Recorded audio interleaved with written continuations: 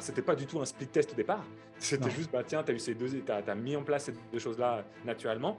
Mais là, on voit un réel écart, en fait. Il y a un réel écart d'intérêt, il y a un réel écart de traction. Passionnant de voir à quel point, déjà, il y a une règle qu'on oublie parfois en tant que marketeur ou entrepreneur, c'est que vos acheteurs et les gens qui sont réellement des potentiels clients font partie de la majorité silencieuse. Mon but dans cette discussion, ce serait qu'on puisse, à travers un débat, à travers des questionnements, à travers des challenges, arriver à la fin de cette conversation à une espèce de recette sur qu'est-ce qui est possible dans une offre à étiquette pour la rendre irrésistible, comment on transforme, comment on crée une solution aujourd'hui qui permet de faire une offre irrésistible dans le à étiquette, qui n'a pas encore été quelque chose qui pour moi a été théorisé de manière satisfaisante. Je pense que c'est théorisé de manière satisfaisante sur le low ticket, mais pas sur l'étiquette. Bienvenue dans ce nouvel épisode de NLE Business Podcast. On discutait avec David là et en fait, on a toute une liste de sujets qu'on a mis à jour de manière à pouvoir avoir ces discussions et pouvoir partager un podcast, créer un podcast sur le champ.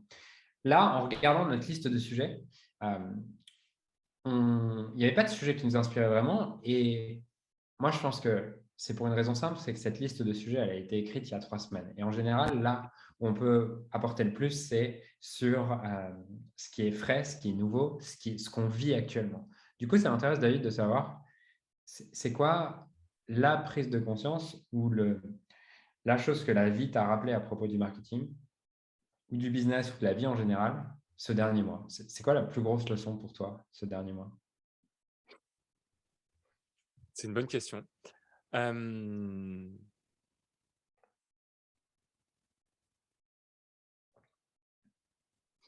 crois que là, en fait, la plus grande leçon, c'est de revenir aux bases de rien ne peut battre une offre irrésistible.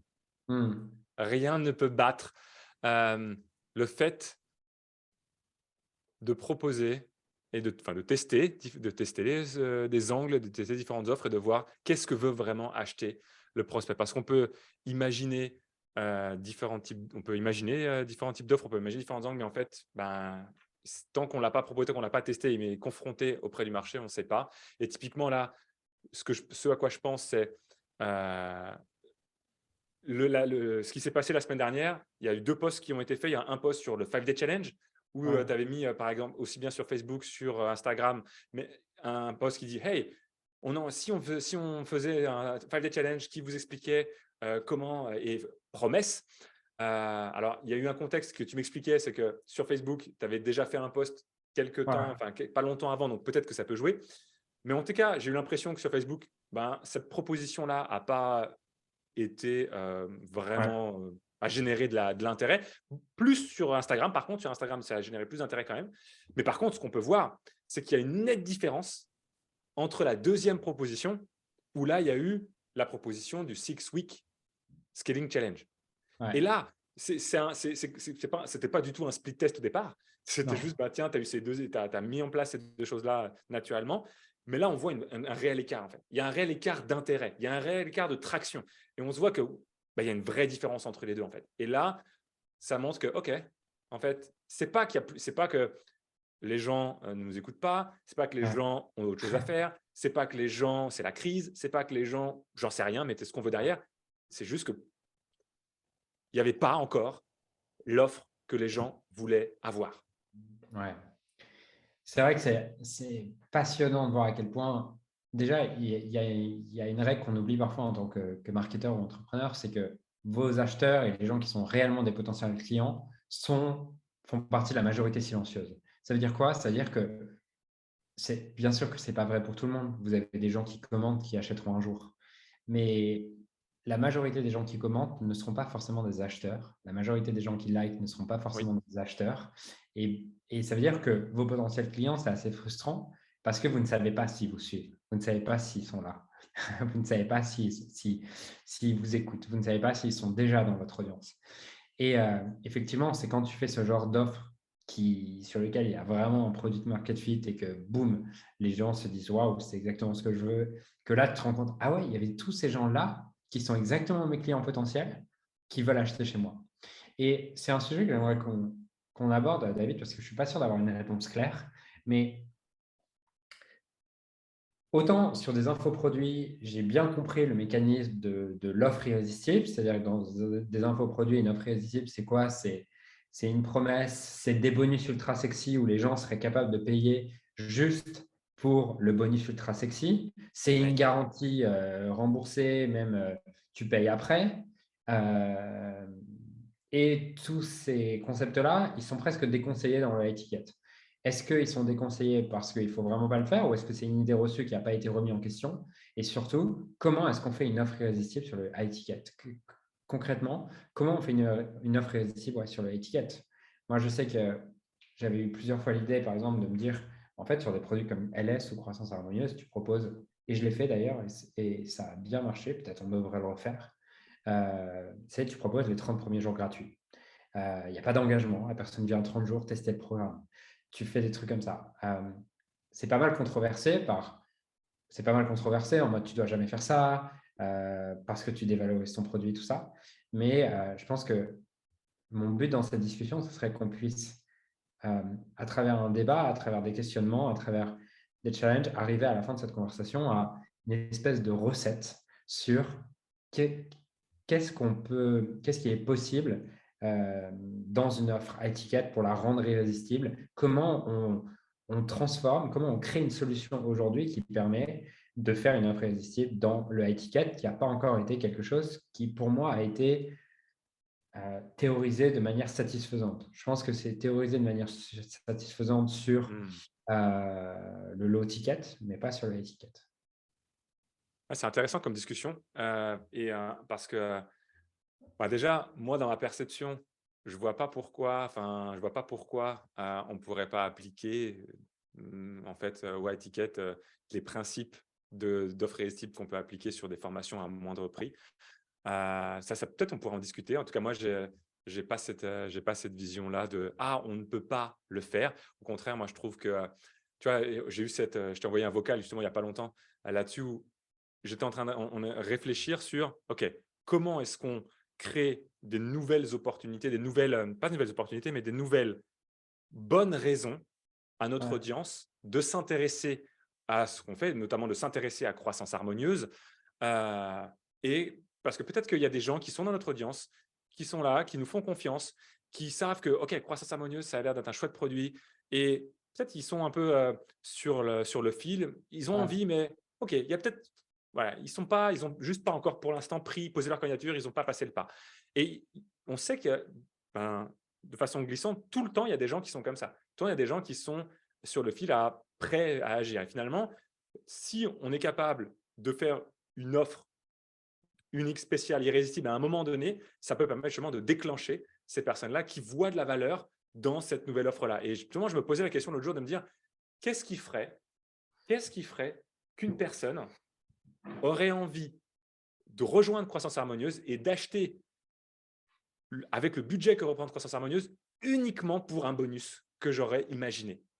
Et en fait, je suis vraiment allé, et c'est la même chose que ce que tu parlais tout à l'heure pour le low ticket, mais je me suis dit, OK, réfléchis à qu'est-ce que je pourrais proposer en termes de bonus qui ferait que ça, rien que ce truc-là, a tellement de valeur aux yeux de mon client idéal, aux yeux de mon prospect parfait, qu'il serait prêt limite à acheter le programme rien que pour bénéficier de ce bonus. Et que du coup, par effet ricochet, évidemment, tout le reste du programme, les 12 mois d'accompagnement, les séminaires, les immersions de métamorphose, les sessions shift avec toi, le mastermind avec les autres membres, tout ça, c'est que ça amplifie finalement tout l'intérêt qu'il peut y avoir.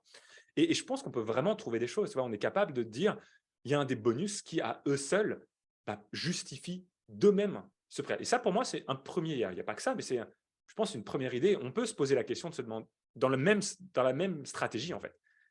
Pour moi, le bonus reste une incentive et une façon de créer une offre irrésistible. À part le moment où il y a un bonus, on se dit, punaise, rien que pour ce truc-là, j'ai envie d'acheter. Ça marche aussi pour du high ticket. Je ne vois pas pourquoi ça ne marcherait pas, en fait. Ok, parce que je pense que c'est facile.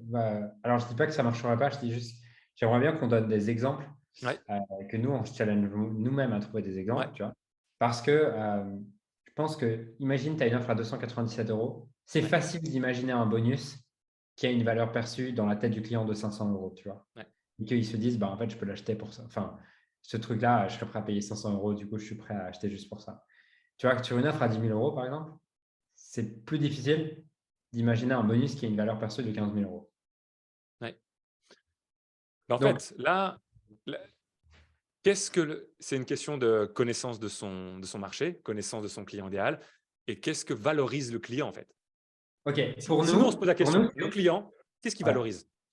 Sur quoi, tu vois, si, sur quoi il serait prêt à mettre un billet, je sais pas, 15 000 €, 20 000 €, rien que pour cette chose-là? Quelqu'un qui analyse leur business. Quelqu'un qui a de l'expérience, qui a plus d'expérience qu'eux, donc nous, et que on regarde complètement leur business. Tu vois. Je Ouais. sais que ça, on m'a fait plusieurs fois ce feedback de, en fait, moi, je serais prêt à donner tellement pour le fait que tu prennes une journée ou une demi-journée et que tu regardes tout le business et que tu nous fasses un compte rendu de tout le business. Ouais. Ça, c'est le premier truc aussi qui me vient en tête. Pourquoi? Parce que, tu vois, j'étais, dans un coaching croissance harmonieuse, Ouais. là, lundi après-midi et justement, il y a une des personnes, une des clientes qui disait: «Bah, en fait, moi, si j'ai rejoint, une des grandes raisons pour laquelle j'ai rejoint le programme, c'est parce que je voulais que tu regardes, tu lèves le capot de mon business et que tu regardes dedans». Donc si et là, c'est pas dans le cadre, en plus d'un individuel ou ce genre de choses, c'est dans le cadre de quelque chose de groupé.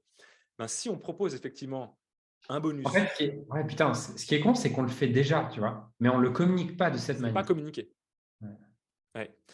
Et si en plus on positionne, on market la chose de sorte à ce qu'effectivement on ajoute, parce que ça c'est très valorisé. Le fait d'avoir un regard d'expert précis, on lève le capot, personnalisé pour moi. Mais si en plus effectivement on ajoute cette dimension individuelle, cette dimension où c'est que pour toi, que ensemble, là ça, je pense, rajoute encore plus de, comment dire, de valeur perçue. Et du coup, ça c'est vrai sur les différents aspects, je pense, de l'entreprise de nos clients. Je pense qu'il y a des clients, ils veulent avoir un vrai feedback concret sur un audit de leur système marketing. Ils voudraient avoir un audit de ta part sur la stratégie, sur la façon dont ils gèrent leurs équipes, dont ils ont structuré leur système. Ils voient à quel point tu es quelqu'un qui est capable de structurer un business, de pouvoir trouver les talents, organiser les choses. Bah, s'ils peuvent avoir toi, ton cerveau pendant allez, 1 heure, 2 heures pour uniquement dédiés à leur cas, ça, effectivement, je pense que ça a de la valeur et qui repartent avec une clarté tellement limpide, tellement totale de OK, en fait, je vois exactement ce que je dois faire pour que dans les 90 prochains jours, parce qu'en fait, ouais, si dans les 90, je sais quoi faire pour atteindre l'objectif que je me suis fixé, c'est gagné. Mais surtout, mon cerveau va plus vite que ma parole. Mais euh, en fait, il y a la valeur perçue de la prestation, mais derrière, on peut très vite imaginer le retour sur investissement. Et là, on a cette chance-là dans notre cas. On pourra peut-être réfléchir sur des cas moins business, où effectivement, ça rend les choses peut-être encore plus. On a besoin de réfléchir encore plus, mais sur un point de vue business, bah, c'est assez facile aussi d'identifier le retour sur investissement. Ouais, et je pense qu'il y a effectivement le bonus et il y a aussi la manière dont tu le communiques. Tu vois, je me dis, Mm. si on sait que ce truc-là est super sexy, je pense qu'une offre irrésistible, moi j'ai toujours été un peu fan des offres irrésistibles où tu sais, le gars il paye pas, il paye qu'après ou des trucs comme ça. Imaginons, tu vois, croissance harmonieuse, 30 000 euros. Euh, Imaginons qu'on mette en bonus, vous avez, je pense que c'est livrable, euh, vous avez en bonus enfin, une demi-journée avec Julien, tu vois. Euh, Si on fait rentrer 5 clients par mois, ça me fait prendre 5 demi-journées chaque mois, c'est possible, tu vois. Vous avez 5 enfin, on ne le fera peut-être pas tout le temps, mais en tout cas pour les 2 premiers ou je sais pas quoi, on fait une demi-journée comme ça. Et vous avez une demi-journée avec Julien dans laquelle il prend tout votre business et il lève le capot et on va voir tout ce qui a à faire évoluer dans les 90 prochains jours, point par point. Et on est tellement confiant là-dedans qu'en fait, pour les 3 prochains qui s'inscrivent sur Croissance Harmonieuse, on fait ça. Et vous ne versez qu'un paiement de 3 000 euros. Si à la suite de cette session avec Julien, vous n'avez pas l'impression d'avoir rentabilisé vos 3 000 euros, on vous rembourse et vous repartez de Croissance Harmonieuse en n'ayant rien payé, en ayant bénéficié de cet après-midi. Je pense que ça, c'est une offre irrésistible, non? Je pense que c'est une offre très irrésistible. Dites-nous en commentaire ce que vous pensez d'ailleurs de cette offre-là. Est-ce qu'on devrait faire cette offre numéro 1? Ouais, je pense, tu vois, en fait, c'est ça. Je pense que juste, c'est intéressant. Je pense qu'en fait, le problème de l'offre irrésistible derrière l'étiquette, c'est que une partie non négligeable, je ne vais pas dire une majorité, j'en sais rien, mais une partie non négligeable du marché, il y a juste une inflation x10 de la qualité des services dans l'infoprenariat. C'est-à-dire qu'il n'y a pas une valeur qui est si élevée pour la plupart des gens, tu vois. Et du Une coup, valeur de ce qui est livré dans les programmes étiquettes, tu veux dire? ouais. Enfin, je pense qu'il y a juste une inflation de x10 à beaucoup d'endroits. Dans le sens où tu avais des formations de très bonne qualité il y a 2 ans. Enfin, il y a 4 ans à 500 €, bah, aujourd'hui, elles sont à 3000. Et avant, tu avais 10 webinaires Q&A. Maintenant, tu vois ta tête sur le Zoom, quoi. Mais non, c'est vrai, tu vois. Je pense que dans le fond, c'est pas loin de Je pense qu'on ça. peut voir à différents endroits, ouais, effectivement, que Et ça se passe comme ça. ça se passe comme ça. Et du coup, ça fait que comme tout le monde est un peu au courant de ça, en fait, il n'y a plus d'assets pour faire tester ce qui se fait dans la formation en ligne, de faire Ouais. tester, de faire du 30 jours. Parce qu'en fait, il y a trop de manque de confiance sur les leaders vis-à-vis du fait que s'ils font tester, en fait, ça va faire perdre les ventes, tu vois. Ouais. Mais pour moi, un bon produit, c'est un produit où tu te dis que si tu fais tester, parce qu'une fois que tu as testé, tu ne peux plus repartir, tu vois. Bah, en fait, ouais, si tu as un produit qui est tellement bon que le produit à lui seul sert de marketing, Ouais, c'est l'idéal. Parce que tu arrives à ce stade-là quand ton produit ravit tellement tes clients que les clients ont envie de rester, ont envie de renouveler, en même temps font de la recommandation, ouais, upsell si derrière il y a des autres produits, et du coup, le produit devient le marketing. Et ça peut marcher. Là, ça marche. Et ça marche déjà avec les clients, dans notre cas. Maintenant, si ça pourrait peut-être marcher aussi avec les prospects, comme tu le dis au final. C'est d'ouvrir cette chose-là et de le faire expérimenter. Mais la seule façon qu'un produit soit le marketing pour des prospects, c'est que ces prospects l'expérimentent. ouais. Et je pense qu'en fait, ton offre peut être irrésistible. Enfin, bon, je sais que j'ai un biais là-dessus parce que moi, ma manière de voir une offre irrésistible, c'est forcément de payer plus tard. Enfin, je trouve qu'il y a quand même cette notion de ne pas payer tout de suite dans une offre irrésistible. C'est d'un coup, ça rend le truc très irrésistible de pouvoir tester, quoi. Ouais, ouais. Moi j'aime ça, je trouve ça cool, hein. J'aime bien l'idée. Après, comment dire? Je le mets pas beaucoup plus en avant. Enfin, comment dire? Je le ressens pas en mode: «Ah ouais, c'est 10 fois mieux», par exemple, que une offre où la personne s'engage quand même. En fait, moi j'ai l'impression qu'une offre c'est irrésistible à partir du moment où je suis capable de voir que, quel que soit l'engagement que je vais prendre, heu, je vais en obtenir largement plus que Ouais. ce que ce premier engagement me demande, ça va vraiment devenir irrésistible. Et tu vois, typiquement, pour moi, une autre offre irrésistible, ça pourrait être de se dire, parce qu'effectivement, il y a un sujet dont tu parles et que je veux mettre en lumière, c'est cette notion de scepticisme, cette notion que les Ouais. gens ont peut-être du doute, font peut-être pas de moins confiance parce qu'effectivement, Ouais. peut-être la qualité des choses diminue, il y a peut-être de plus en plus de demandes. Et du coup, si on veut lever ce scepticisme, il peut y avoir ça permet le fait de tester et de payer après, c'est un moyen effectivement excellent. Et en même temps, est-ce qu'on ne pourrait pas imaginer de se dire, euh, si tu es sceptique sur notre capacité à te permettre de rentabiliser rapidement ton investissement. Moi, que, je suis convaincu que pour le procès parfait, je suis capable, si on travaille correctement et qu'on fait un audit de son système et qu'on applique des stratégies marketing adaptées à son business, il peut rentabiliser la totalité de son investissement en 3 mois. Voilà. Maintenant, évidemment, ce n'est pas n'importe qui, ce n'est pas tout le monde. Mais pour la bonne personne, j'ai vraiment cette conviction-là. Du coup, peut-être que je peux, mais moi je peux en être sûr, mais peut-être que les autres, nos prospects n'en sont peut-être pas sûrs. Du coup, il y a une autre façon aussi d'ajouter ça, c'est de simplement dire, c'est si ça il y a une garantie qui fait que si tu ne génères pas ce montant-là, par exemple, dans les 90 prochains jours, alors je t'accompagne en individuel autant qu'il faut jusqu'à ce que tu le fasses. Et là, c'est un engagement de ma part en termes de temps. C'est pas tu vas voir si tu es déçu ou pas, c'est je serai là, quoi qu'il arrive, jusqu'à temps que tu obtiennes ce choix. Alors, il y a peut-être effectivement, peut-être en le disant, je sais pas, il y a peut-être moins de… Il y a un peu, le risque est quand même plus du côté de notre prospect que de nous, d'un Ouais. certain côté, puisqu'il est quand même obligé, entre guillemets, de payer pour Parce voir. que, tu vois, pour moi, il a donné la valeur qu'il avait à donner avant toi. Oui. En même temps, si on est sur si on est sur un plan de paiement où il n'y a pas un paiement en une seule fois, par exemple, sur un plan de paiement et qu'on fait une offre de ce type-là, avec cette garantie-là, en réalité, la totalité de l'investissement n'est pas avancée avant d'avoir cette garantie qui t'amène la totalité du retour sur investissement. Donc, le risque n'est pas total non plus, tu vois. Ouais, ok, je comprends. Ok, il y a. Si tu devais, là, du coup, ouais, si c'était ton tour de faire une offre irrésistible sur Croissance Harmonieuse, tu créerais quoi là? Euh, Moi, j'aurais envie de faire moi, celle-ci m'inspire bien.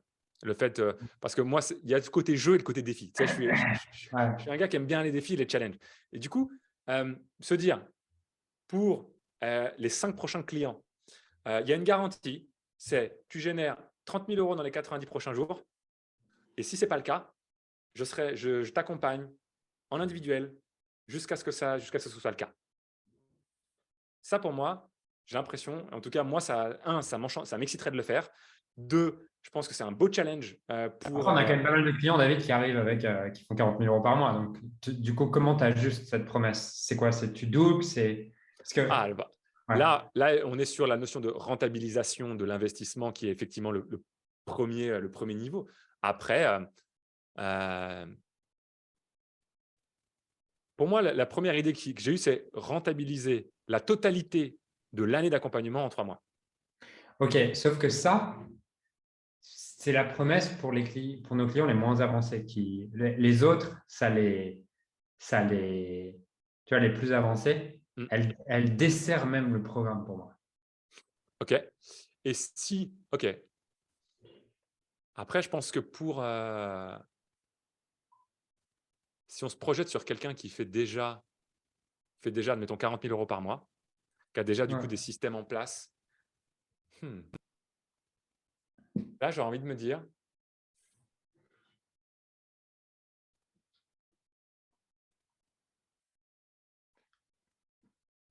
Est-ce que qu'est-ce qui ferait, c'est une bonne question ça, qu'est-ce qui serait sexy à leurs yeux? pour Et moi, c'est si tu pas… fais 40 000 € par mois, ta prochaine step, en général, c'est 100. C'est-à-dire que tu vois, il y a un truc de quand tu es à 10, tu veux passer à 30. Ouais. Quand tu es à 30, tu veux passer à 100. Il y a pas vraiment, je vais passer à 50. Tu vois, une fois que tu vois que tu peux faire un multiple. Pourtant, entre 30, en gros, entre 30, ouais, au-delà de 30, c'est directement 100. Je sais Ouais, pas, moi, il y a peut-être un step à 80, tu vois, le 1 million, par exemple, 83 ouais, 000 €. Tu vois. 80, 100, Il 80, y a 100. 80, j'ai l'impression qu'il y a quand même un petit step aux alentours de 80. 80, 100, quoi. Enfin, Ouais, 80, 100. Et pour moi, c'est des mêmes paliers. Il y a en ouais. gros, je me considère comme un mec qui fait mon 10 000 par mois. Je me considère comme un multiple de 10 000 par mois ou je me considère comme enfin, je veux le truc d'après, le seven figures, tu vois. Donc, ouais. Donc, effectivement, je pense que, ouais, et ça, je suis pas sûr qu'on soit capable de le tenir, dans le sens où la promesse la plus sexy, ça serait de dire, euh, si tu fais 30 000, si tu fais 30 000 par mois, en fait, dans 6 mois, tu fais 100 000. Mais on n'est pas capable de le délivrer pour tout le monde. Oui, oui, parce qu'en même temps, ouais, Ça dépend de ça plusieurs parle à critères, en certaines fait. personnes, et il y a certaines personnes pour qui ce n'est pas non plus leur objectif d'ailleurs. Il y a certaines personnes pour qui 40 000 € par mois, allez, peut-être qu'il y a une question de rentabilisation, ils veulent être plus rentables, Ouais. travailler moins, structurer leur entreprise pour pouvoir se libérer plus de temps. Peut-être, ouais, continuer à augmenter, même, mais s'ils font 50, 60, 70 000 € par mois, mais en travaillant peut-être 2 fois moins que ce qu'ils font Ouais. aujourd'hui, certains, c'est ça qu'ils viennent chercher aussi. Donc, Yeah. je pense que ça peut faire du sens pour une partie de notre audience qui cherche vraiment la croissance du chiffre d'affaires et de leur profit, de la partie finance. Et en même temps, ouais, là, c'est la notion de délai, en fait. Pour ces gens-là, mécaniquement, je pense qu'il il y a une grande partie des gens qui sont à 40 000 € par mois et qui veulent, pour qui c'est vraiment un objectif d'augmenter leurs finances et d'aller atteindre les 100 000 € par mois, c'est possible. C'est vraiment possible c'est vraiment possible dans les 6 prochains mois. Dans les 12 mois, pour moi, c'est vraiment possible. Et dans les 6 prochains mois, il y a un beau challenge à relever, quoi. Ouais. Voilà. Maintenant, de là à en faire une promesse, de là à en faire une offre irrésistible avec cette promesse derrière, tu vois, sur le papier, je trouve ça super sexy en fait. Mais Ouais. d'un autre côté, est-ce que c'est vraiment le type de promesse qu'on a envie de faire? Non, parce que, en fait, on a déjà eu plein de clients qui étaient capables de le faire.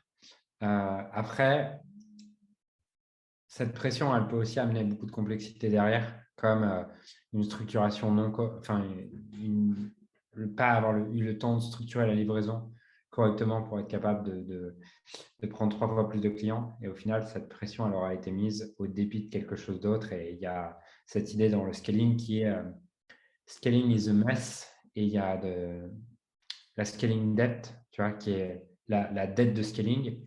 Dès lors que tu scales trop vite, en tout cas, dans tout scaling, tu accumules une dette.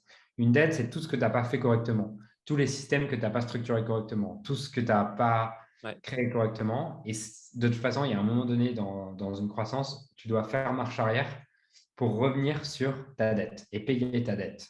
Parce qu'il y a un moment donné où ça t'empêche vraiment d'augmenter. On peut imaginer un peu ça comme de l'essence, tu vois, dans une voiture. C'est comme si tu grandis avec… Quand tu scales, tu as forcément des fuites dans le réservoir. Et donc, tant que tu pousses, tu vas être capable, OK, bon, on a un peu de fuite, mais plus ta fuite grossit, plus, en fait, le coût de ne pas réparer la fuite, il est Devient trop important. grand, en fait. Il devient trop grand et il faut s'arrêter, en fait. Ouais. Mais Ouais, ouais, carrément. Et tu vois, cette discussion-là, elle me fait prendre conscience d'un truc intéressant pour moi, c'est que autant j'ai l'impression que cette promesse de rentabiliser l'investissement en moins de 3 mois, par exemple, elle me paraît vraiment intéressante pour un certain public parce que je pense que je suis beaucoup plus connecté aussi sur ce que désire ce public-là. Mais du coup, tu vois, ça me fait prendre conscience que s'il y a quelqu'un qui fait 40 000 € par mois aujourd'hui, je pense que suis moins clair. Je suis moins clair sur tiens, qu'est-ce qui serait irrésistible pour lui? Et en fait, du coup, c'est ça qui fait que peut-être je suis un peu moins clair sur quelle offre irrésistible on pourrait lui faire, à vrai dire. C'est- Je suis capable de faire, dépendamment de son objectif, je sais comment l'aider et on pourrait effectivement lui faire une offre. Mais là, du coup, tu vois, je me demanderais, tiens, en réalité, j'aurais envie de revoir les questionnaires des candidatures et de nos anciens clients qui étaient à ce stade-là et qu'est-ce qu'ils ont dit au moment où ils sont rentrés dans notre programme sur pourquoi ils sont rentrés, qu'est-ce qu'ils veulent et reprendre vraiment dans le détail pour ce public-là leurs besoins parce que je pense qu'une fois que j'aurais lu ça, là, je serais beaucoup plus au clair sur quel type d'offre on pourrait leur faire. OK. Est-ce que du coup, peut-être on pourrait… est-ce qu'en fait, si on devait résumer comment créer une offre irrésistible, ce serait peut-être… Parce que j'ai l'impression que les gens cherchent des tactiques, une formule magique pour une offre irrésistible. Alors que quand je Mmh. t'entends et quand j'ai cette discussion avec toi, j'ai l'impression que ce n'est pas du tout en allant chercher le dernier livre sur c'est quoi les 9 points d'une offre irrésistible qu'on la trouve, mais plutôt en revenant sur quand je parle à mon client, qu'est-ce qu'il veut vraiment? Et c'est une question que vous pouvez réellement poser à vos clients. Nous, on l'avait posée, je me souviens, à Montpellier, où on leur avait demandé, écrivez-nous sur un papier, euh, qu'est-ce que vous auriez besoin chez nous pour payer 10 fois plus? Ouais. Si on vous demandait du coup 300 000 €, qu'est-ce que vous attendriez de nous? Et là, en fait, quand tu poses cette question à tes clients, mais réellement pas sur un sondage, quand ils sont vraiment face à toi, tu leur poses la question, ils vont te donner des super idées et tu vas découvrir c'est quoi leur plus gros désir par rapport à toi. Et nous, je me souviens que ce qui était sorti, c'était plein de fois ce truc de on veut que vous mettiez, vous posiez Individuel, les regarder. capots. Ouais, il y a vraiment des expressions comme ça qui ressortent qui du coup deviennent des atouts majeurs copywriting. Et je pense que, en fait, une offre irrésistible, c'est ça, c'est étape 1, poser la question à vos clients, qu'est-ce qu'il faudrait qu'il y ait si vous leur demandiez de payer 10 fois plus cher? Et c'est ensuite, deuxièmement, trouver un moyen de le faire, trouver un moyen de livrer ça, pas pour 10 fois plus cher, pour le prix que vous demandez, trouver un moyen de l'intégrer dans votre offre et de le livrer d'une manière écologique. Et 3, faire cette proposition avec en plus un risque faible dans l'engagement. C'est-à-dire un risque faible, c'est soit tu payes après avoir reçu ça, tu payes, tu peux te faire rembourser, ça ne te va pas. Si tu n'as pas les résultats, on te rembourse. Et en fait, c'est ça, c'est découvrir c'est quoi le truc pour lequel ils seraient prêts à payer 10 fois plus cher, le mettre face à leurs yeux et en plus limiter le risque de la plus haute manière. Et ça, c'est une offre irrésistible en vrai. Ouais, carrément. Et là, c'est un super conseil effectivement que tu viens de donner sur cette notion de poser la question de cette façon-là, en fait. Et là, du coup, j'en ai profité pour ouvrir le Miro qu'on avait créé lors de l'immersion. Effectivement, il y avait cette question-là. On l'avait posée aussi, qu'est-ce qui existe et qu'on devrait arrêter? Qu'est-ce qu'on devrait faire plus? Qu'est-ce qu'on devrait faire, qu'est-ce qu'on ne fait pas et qu'on devrait démarrer? Ce genre de choses. Et en fait, typiquement, je viens de me repenser à ce document-là et déjà, il faudrait qu'on puisse y retourner. Ça fait un moment que je n'y étais pas retourné, moi, dans ce doc. Et tu vois, c'est une très bonne idée de se replonger là-dedans et d'aller Moi, je revoir. ne suis jamais retourné. Hein. Voilà, on a déjà des choses, là-dessus, en fait, sur lesquelles Ah, mais en fait, on pourrait capitaliser. c'est ouf à quel point je pense qu'une énorme connerie qu'on fait, et je pense que beaucoup de notre audience fait aussi, c'est ce truc d'aller chercher les techniques et des stratégies à l'extérieur, alors qu'en vrai, les stratégies, elles sont à l'intérieur chez le client, en fait. Ouais. Le client, il l'a déjà. Je pense qu'on gagnerait beaucoup plus d'argent si on avait perdu moins de temps, à mon avis, à faire des idées tout seul dans notre coin et à réfléchir qu'est-ce qu'on pourrait créer, et qu'on avait eu plus de discussions avec nos clients à propos de quelle est l'offre qu'ils veulent, en fait. Ouais. Parce que la croyance numéro 5 qu'on enseigne tout le temps dans le guide du contenu clivant, cette croyance, c'est que l'offre correspond à ce qu'ils désirent, à ce qu'ils veulent. Et on ne doit pas créer une offre pour essayer de les convaincre de l'offre. On doit créer l'offre que nos clients veulent, en fait, que nos clients désirent. Et ouais, plus on est au contact en leur demandant vraiment précisément.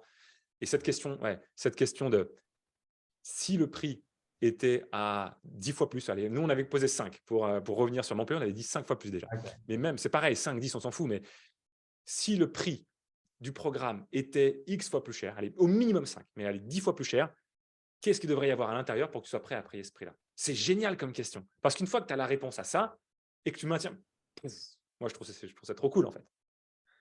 Yes. Qu'est-ce Et qu'on… Ouais, vas-y. ouais, je pense vraiment que il y a, je sais pas si, comment dire, il y a des gens qui auraient peur de demander ça, ou je ne sais pas s'il y aurait des résistances à ça, ou des freins de demander. Peut-être qu'il y a des gens qui se disent, je ne me rends pas compte en fait. Moi, je sais que je suis quelqu'un qui a pris l'habitude de jamais avoir peur de demander les choses et de toujours oser. Tu vois, par exemple, dans un webinaire, je conseille à beaucoup de clients, quand tu as un webinaire, tu as préparé une offre, tu fais ton offre. Tu vois que ton offre, tu te dis, ouais, ça va cartonner et tout, et les gens, ça se rue pas, tu vois, ça se rue pas dans les portes. Ça a du mal à démarrer, c'est un peu poussif. Moi, à ce moment-là, j'ai aucun problème à me dire, OK, je vais juste, alors, en mettant la forme, mais tout simplement poser la question, hey, je vois qu'on est vous êtes encore je sais pas, 30, 40, 200 000, peu importe. Vous êtes encore X personnes connectées à ce moment-là de la webconférence. Il y en a parmi, pour les personnes qui n'ont pas encore rejoint l'offre, qui n'ont pas encore bénéficié de l'offre, j'aimerais vraiment vous poser une question parce que, en toute transparence, je m'attendais à ce que cette offre fasse un carton planétaire et a priori, franchement, on n'est pas vraiment au niveau de ce à quoi je m'attendais. Et là, que tu aies fait 0 vente, ou 10 ou 1000, tu peux dire de la même façon parce que c'est tout le temps vrai.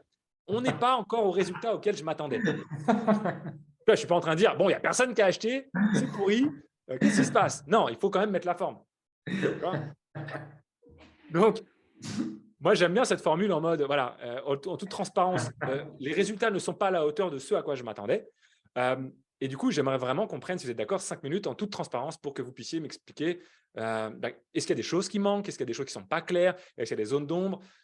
Posez ces questions, puis posez la question, tiens, qu'est-ce qui manque peut-être aujourd'hui? Est-ce qu'il y a une chose qui vous manque et que s'il y avait dans cette offre, dans l'offre, vous auriez tout de suite sauté sur l'occasion? Dites-moi dans le chat. J'aimerais vraiment qu'on prenne un moment en toute sincérité, vous et moi, déjà pour que je puisse mieux vous servir, et pourquoi pas imaginer peut-être faire évoluer cette offre-là en direct avec vous parce qu'on est dans une co-création. Bref, après, on va pas déballer tout le pitch, mais ça, c'est quelque chose qui pour moi est vraiment fondamental, de ne pas avoir peur, d'oser dire les choses, être dans la communication sincère avec notre audience, en fait, en mettant les formes et en étant stratégique quand même, je pense, mais ça, c'est pour moi une Et évidence, mais est-ce que du coup, tu crois qu'il y a des gens qui pourraient avoir peur d'oser demander? j'aimerais trop aussi aller me coucher ce soir sans me retrouver avec 0 vente dans mon webinaire.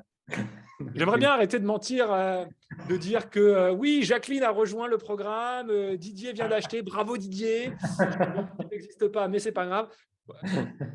En toute transparence, dans mes deux premiers webinaires, je l'ai fait parce que j'ai appliqué la méthode en 2015, c'était, ouais, 2015. Je l'ai fait parce qu'il fallait créer le mouvement, mais la première fois où j'ai pu dire et que c'était vrai, je me suis dit, c'est trop de la bombe. Plus jamais je fais genre parce qu'en fait, c'est trop chiant. C'est trop horrible et ça, de toute façon, c'est pas vrai, ça marche pas. Yes. Alors, en fait, c'est intéressant parce que ça soulève un truc qui est quelque chose que, en tout cas, une des dynamiques que je vais régulièrement observer chez nos clients et que je vais les aider à dissoudre, c'est cette idée que plus tu veux maintenir ta fierté, plus tu veux maintenir ta fierté en public, plus tu vas Mmh. ressentir de la honte en privé. Tu vois?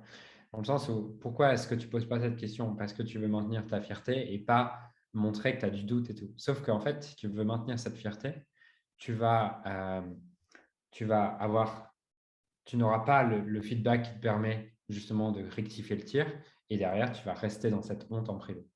Et, pour moi, ça passe par, du coup, euh, sortir du paradigme et du regard sur le monde de le succès, c'est faire tant de ventes et l'échec, c'est faire moins de ventes que ça. Parce que ça, c'est à partir du moment où tu mets des étiquettes succès, échec, tu es sûr de ressentir fierté, honte. Quand Mmh. tu as le succès, tu as de la fierté. Quand tu as l'échec, tu as de la honte.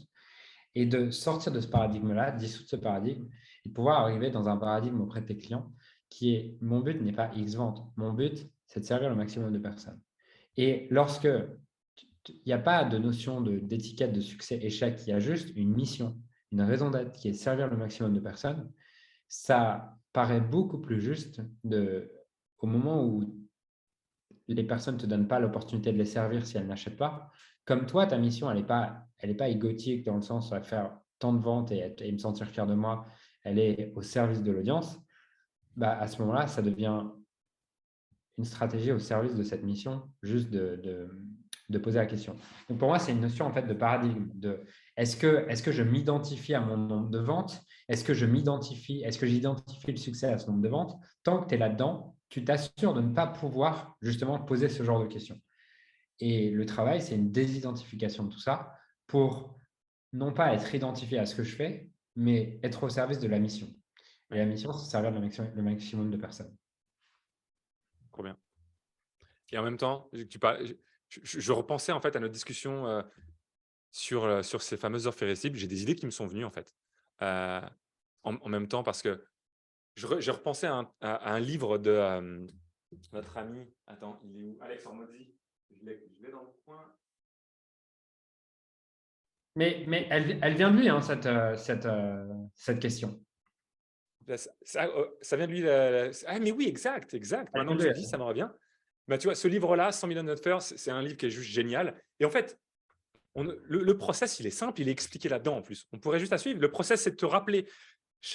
On pourrait se dire, on reprend tout notre parcours client et on regarde tous les endroits où il y a des obstacles, tous les obstacles les plus majeurs pour nos clients. Et on peut se demander comment est-ce qu'on lève cet obstacle de la façon la plus irrésistible possible. Et tu vois, il y a un truc du coup qui m'est revenu. Je me suis dit, ben, on n'y a pas parlé de ça, mais typiquement, je pense qu'en bonus, si on avait quelque chose de done for you, que l'on ferait à la place de nos clients, peut-être que là aussi, c'est quelque chose qui pourrait avoir beaucoup de valeur. Je pense qu'il y a beaucoup de clients pour qui, si on faisait à leur place certaines choses, de façon ponctuelle ou de façon régulière, ce serait juste incroyable. Si on avait un service, par exemple, de je recrute ton closer ou je recrute quelqu'un pour toi, je pense que ça pourrait intéresser certaines personnes. Si je dis, ben, je prépare, j'analyse ton webinaire, ou alors là, on est plus dans de l'analyse et de l'audit, c'est un peu différent, mais je mets en place ta campagne depuis Facebook, par exemple, Ouais. boum, c'est du fait pour vous, tu vois. Donc, il y a cette idée aussi de fait pour vous. Ça pourrait être quelque chose qui, je pense, serait valorisé par notre audience. Et puis, on pourrait faire la même chose que ce qu'on a proposé dans nos idées tout à l'heure, mais sous un format différent. Parce que le format aussi a une valeur perçue différente. C'est-à-dire qu'un audit sur Zoom de 2 heures, dis-moi ce que tu en penses, mais moi, j'ai l'impression que je me déplace chez toi, je viens en personne, je prends l'avion et je viens chez toi et on fait l'audit de 2 heures ensemble, côte à côte, on met les papiers sur la table et on bosse, j'ai l'impression que ça a une valeur supérieure, une valeur perçue encore supérieure, non? Ouais, ouais, carrément. Et là, en fait, finalement, c'est ça le truc. C'est marrant, ça a une valeur perçue supérieure. Je ne pense pas que c'est plus de valeur. Je pense que ça en a moins, dans le sens où quand tu es en présentiel, tu as beaucoup plus de small talk, tu C'est as vrai. beaucoup plus de trucs qui sortent du cadre. Et aujourd'hui, je trouve que les outils comme Miro ou les outils de tracking sont beaucoup plus exploitables quand tu es en ligne, en réunion en ligne, qu'en présentiel. Et peut-être que je me trompe, hein. Et peut-être que je me trompe. D'ailleurs, c'est une question. Enfin, si vous avez, dites-nous dans le chat, en commentaire. Enfin, c'est clair, moi je le ferai pas, hein, le truc de me déplacer. Moi, ça me Non, mais saoule. ça serait intéressant d'avoir. Moi, j'aimerais bien savoir la perception de valeur. Est-ce que si on propose de faire un audit, on fait une session de consulting réellement où on regarde votre système marketing ou votre stratégie et on fait ça ensemble à distance sur Zoom avec les outils distanciels. Option A. Option B, on fait la même chose, le livrable est le même, mais on se déplace, on vient chez vous. Est-ce que pour vous, c'est l'option A qui a le plus de valeur ou c'est l'option B ou c'est pareil? Est-ce qu'il pour vous, c'est plus désirable d'avoir quelqu'un qui se déplace chez vous ou au contraire, vous privilégiez votre temps et la simplicité et la facilité, vous privilégiez l'option A? C'est vraiment une question ouverte. Moi, j'ai une idée, mais j'aimerais bien avoir un feedback réel. En fait, ça vient nourrir un autre truc que la valeur, qui est le sentiment d'importance. Ouais. Tu vois, si la personne se déplace. Je pense que ça dépend du système de valeur de la personne. Exactement, ouais. Effectivement. Ok. Donc, du coup, mais c'est intéressant parce qu'on peut se poser. Tous les prospects n'ont pas le même système de valeur. Tous les prospects ne valorisent pas la même chose, ce qui veut dire que ça nous donne une possibilité un peu plus grande de faire différentes offres. Et différentes offres ne vont pas parler aux mêmes gens, mais du coup, on travaille à 360 degrés, entre guillemets, ou en 3 dimensions, notre audience finalement. Parce que si une offre s'adresse à un pourcentage de la population et qu'on fait tout le temps la même offre, en quelque sorte, on s'adresse toujours à ce même segment de notre audience. Mais au contraire, si on varie nos offres et que je le fais en Zoom, après je le propose en présentiel, etc., là, du coup, ça va parler peut-être à d'autres personnes. Il y en a qui vont dire, non, moi, je préférais en Zoom comme la dernière fois parce qu'ils valorisent plus ça que la relation et le contact. Mais pour les autres, c'est ça qui va peut-être faire la différence. Et du coup, il y a peut-être aussi une chose intéressante à noter, c'est que les angles différents viennent permettre également de toucher des personnes différentes. Ouais, carrément, carrément. Et ouais, carrément. Donc en fait, si on résume, c'est aller poser la question à l'audience. Ouais. Pas à l'audience, aux clients, ceux qui ont déjà acheté. Aux clients, ouais. À des gens qui ont déjà acheté, qui ont déjà payé. 2, à partir de là, priorisez parmi tout ce que les gens vous ont donné, quel est l'élément parmi ce qu'ils vous ont donné qui vous semble le plus écologique à livrer et les ordonner sur une échelle de 1 à 10. Ouais. Et ensuite, utilisez chacun de ces trucs de 1 à 10. Troisième étape, c'est planifier dans un calendrier de 6 mois de promotion. Exactement, de tester. Quelle offre je fais et voir que peut-être il y en a une où en fait ça fait un carton plein. Et si ça fait un carton plein, peut-être en fait on va la faire tous les 3 mois. Et on va en trouver une deuxième qui peut faire un carton plein et on va la faire tous les 3 mois. Et on va en trouver une troisième qui fait un carton plein, on va la trouver tous les 3 mois. Et on se retrouve du coup avec un calendrier où en fait chaque mois on a vraiment une offre irrésistible qui remplit le programme. Exactement. Et là, on a un vrai process. Et je rappelle juste la question de l'étape numéro 1 qui est qu'est-ce qui rendrait, qu'est-ce qu'il faudrait qu'il y ait dans le programme qui ferait que tu serais prêt à payer 10 fois le prix? Je rappelle juste cette question-là et suivre le process que tu viens de dire. Et là, c'est top. Good. Excellent. Merci David. On va appliquer ça du coup. Hein. Ouais, on va se l'appliquer à nous-mêmes du coup. Bien sûr qu'on va appliquer ça. On avait déjà eu, je sais plus quoi. Non, mais là, tu sais, je vais le tester direct en moi. Là, je finis le podcast, je vais me poser sur le canapé, je mets un petit message sur Insta en mode si on faisait ça, qui serait chaud? Ça, en mode power offer, on y va, c'est parti. Yes. Moi, je vais reprendre également toutes les réponses là, des gens, de nos clients lors de l'immersion et revoir est-ce qu'il y a des choses sur lesquelles punaise, on nous l'avait dit et on est passé à côté et on l'a oublié et rebosser là-dessus, en fait. En fait, on ne vous l'a pas dit, mais le podcast, c'est nos réflexions stratégiques. C'est ça. On On utilise vous amène dans les coulisses de notre réflexion Ouais, stratégique. exactement. Cool. Merci, David. Bah, avec plaisir. Franchement, merci à toi. J'ai vraiment kiffé encore cette belle discussion. Bonne soirée. Et puis, merci à tous ceux qui ont écouté. Et puis, à très bientôt. Ouais. Et puis, rappelez-vous, j'ai regardé en même temps là tout à l'heure avant de lancer. Merci. Il y a quelques personnes qui nous ont mis des feedbacks sur l'émission. Donc, c'est cool. On va pouvoir comme ça en tenir compte. Pour l'instant, il y a encore 0 proposition de sujet. Il n'y a personne qui nous a proposé un quelconque sujet. Sentez-vous libre. Allez-y. S'il y a des choses. Et d'ailleurs, peut-être que c'est la façon dont je formule la question qui n'incite pas les gens à la. Peut-être que la question est mal posée. Peut-être que ça ne donne pas envie. Je ne sais pas. En tout cas, l'intention, c'est de me dire, nous, on a envie évidemment de produire du contenu qui nous inspire, évidemment, comme vous l'avez compris, mais aussi qui vous servent, qui vous sont utiles et surtout qui vous apportent de la valeur. Du coup, on va avoir toujours des idées de toute façon de semaine en semaine parce qu'on a quand même pas mal de choses qui émergent et qu'on a envie de partager. Mais si on peut avoir aussi de la clarté sur quels sont les sujets que vous auriez envie qu'on aborde, ça viendrait nourrir aussi notre réflexion. Voilà. Donc, les liens sont en dessous. Voilà, vous avez juste à ouvrir la description et aller checker tout ça. Merci pour votre écoute et à très bientôt. Merci à tous.